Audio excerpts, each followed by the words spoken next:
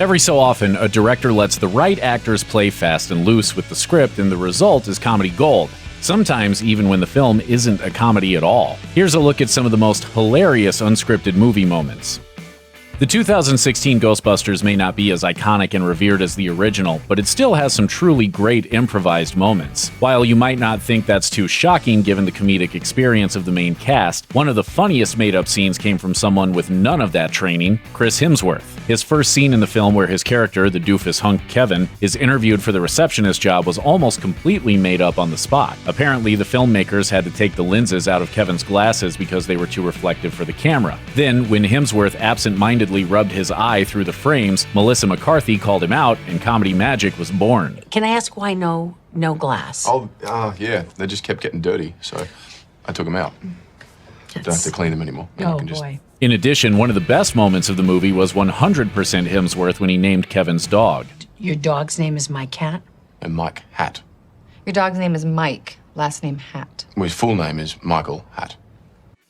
The fourth collaboration between Adam McKay and Will Ferrell might not get quoted as often as Anchorman or Step Brothers nowadays, but that doesn't mean it doesn't have some hilarious moments. Of all the scenes that Adam McKay is most proud of, a moment from the other guys apparently tops the list. In the scene, Ferrell's pencil-pushing cop, Alan Gamble, absurdly strikes back after Mark Wahlberg's character threatened to attack and eat him alive like a lion would a tuna. If I were a lion and you were a tuna, I would swim out in the middle of the ocean and freaking eat you! According to McKay, he had asked Ferrell how would a tuna fight a lion, and Ferrell improvised the rest. But you find yourself in the ocean, 20-foot waves, I'm assuming it's off the coast of South Africa, coming up against a full-grown 800-pound tuna? This is such an excellent moment because the response isn't some array of one-liners or quirky comebacks. It's a full-length narrative. We've talked to ourselves, we've communicated, and said, you know what? Lion tastes good. Let's go get some more lion. We've developed a system. Gamble has fully thought through how a school of tuna fish could overtake the king of the jungle, and he doesn't skimp on any details.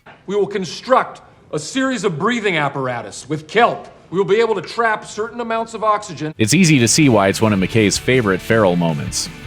Ben Stiller may have gotten a little too into his role as the idiotic male model in Zoolander. The scene where David Duchovny explains the entire plot behind using male models as trained assassins was made a million times funnier by a simple mistake. Ben Stiller was listening so intently to Duchovny's monologue, he completely lost track of his lines. Male models were genetically constructed to become assassins. They're in peak physical condition.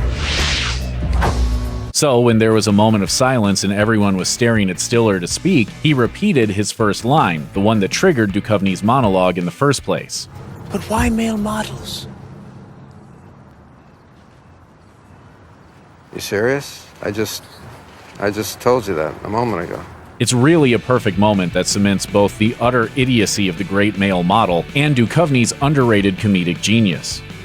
Nepotism was in full swing on the set of Goodfellas, but for once it made for an excellent scene. Director Martin Scorsese cast his real mother to play Tommy DeVito's mom in Goodfellas. During the dinner scene, Tommy and his gangster friends stop by his mom's house to pick up a shovel to bury a body, when his mom insists they all have a full dinner before going back out. Scorsese didn't tell his mom that the characters had a body in the trunk. He just told her her film son was coming home and she's going to make them some dinner. So, going into the scene, Mrs. Scorsese only knew she'd be talking to her son and his friends, and that she'd show them a painting she made. Everything from Tommy's explanation of how they just hit a deer to Mrs. Scorsese's "you talk too much" joke was all improvised. But in Italian, it sounds much nicer, you know. Yeah, that's it. What's that mean? Nude means he's content to be a jerk. It's such a wonderfully natural, unscripted performance. She easily steals the scene from De Niro and makes this slightly out-of-the-blue comedic scene feel right at home in the grim, grimy, bloody world of Goodfellas. Look at this. Ah, it's beautiful. I like this one. One dog goes one way and the other dog goes the other way. R. Lee Ermey was a real-life Marine and had been in 5 war-based films before Full Metal Jacket came along. But originally, he was only hired to be a technical advisor. The fact that you'd have R. Lee Ermey on set at all times to scream at you if you got something wrong is a little scary. But Ermey wasn't going to sit around and just advise. If there's one thing Ermey does best, it's scream kick-ass creative insults. So he had a guy film him training the extras by yelling and insulting them all the livelong day, which he did completely in character. Director Stanley Kubrick saw the magic of Ermey's yelling and gave him the part. Ermey admits the original dialogue for his character wasn't realistic and up to his standards, so almost everything he says is entirely from him. Who said that? Who the said that? Who's the slimy little common twinkle-toed down here who just signed his own death warrant? Check out one of our newest videos right here. Plus, even more grunge videos about your favorite movies are coming soon. Subscribe to our YouTube channel and hit the bell so you don't miss a single one.